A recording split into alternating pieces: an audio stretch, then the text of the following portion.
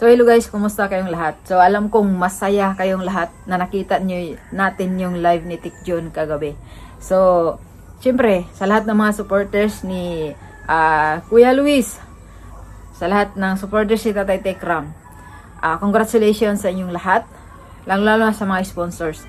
So ito yung mga ganito ang gusto nating mangyari. Ito, sobrang masaya, sama-sama, mga totoong tao sa paligid. Hindi yung sinasabi yung darating na mangyari. Pero pagdating pala ng panahon, hindi iba pala. Parang opposite pala yung nangyari. Yung pinupost nila ay ang gaganda ng darating na ine-expect natin. Tapos pag nangyari na, wala pala. Big event pala ng mga wakwakers at big event ng mga chismosang mga gores. So, yun. Pero sa kanila yun. Anyway, ito talagang gusto ko. Mga ganito ba na hindi mo sinasabi pero nangyayari. Hindi mo ini-expect.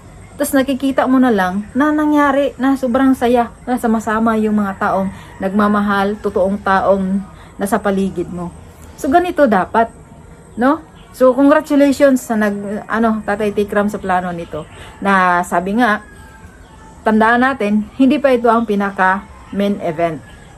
Patikim pa lang to. So meaning, may aabangan pa pala tayo na mas maganda doon. Kasi para sa akin, satisfied na ako doon sa nakita ko kagabi. Masaya na ako doon na kasama ni Kuya Luis yung family niya, kasama niya yung mga taong nagmamahal sa kanya. So masaya na ako dyan.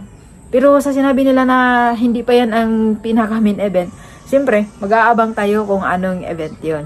At yun na talaga, sa lahat ng mga sponsors, maraming salamat sa pagmamahal ninyo ni Kuya Luis. At para kay Kuya Luis, grabe Kuya Luis, kung dati ay ikaw ay nasa likod ka lang, tumatawa, nagpatagong tumatawa, at kung dati ay hindi ka nagsasalita dahil alam naman namin na tahimik ka talaga. So, naintindihan ka namin dati dahil alam naman namin, nakikita naman namin na yung bata na yun ay napakasiloso. Dahil pag ikaw yung nasa front ng camera, ang daming mga sat-sat ng mga supporters niya.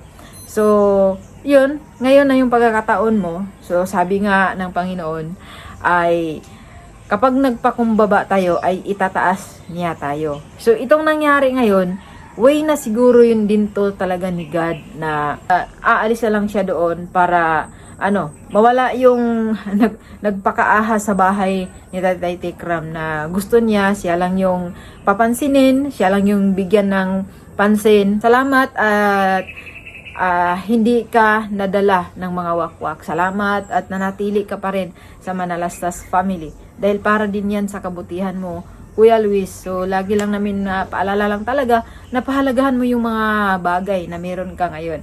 Lalong-lalo na sa mga sponsors at nagmamahal sa'yo. So, yun lang. Walang ibang masaya kapag nakita namin na ikaw ay nagpakabait, nagpakabuti, nag-aral ng mabuti. Walang ibang masaya kundi si Tatay Tekram, yung mga nag-sponsor sa'yo. Dahil sila din yung super proud pag natapos mo yung pag-aaral mo. So, wag kang magpadala sa mga wakwak. So, kung alam namin na-influensyahan ka lang dati nung pag-alis mo dahil nakikita mo na ganyan din yung nasa paligid mo. So, ngayon, maraming salamat dahil din sa mga magulang mo na may iniisip para sa kinabukasan mo. At ngayon, nanatili ka dyan kay Tatay Tekram. So, maraming salamat sa lahat. So, ngayon, baka may iiyak na naman at baka gagawa din sila ng another event para ito ay lalamangan.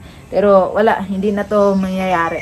So, yan, maraming salamat sa ating lahat, sa mga suporta natin sa Tatay Tekram.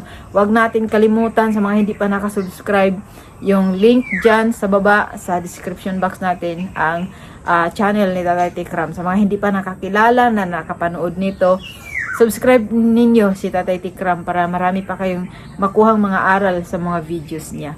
Ayan, again, happy birthday and congratulations sa inyong lahat.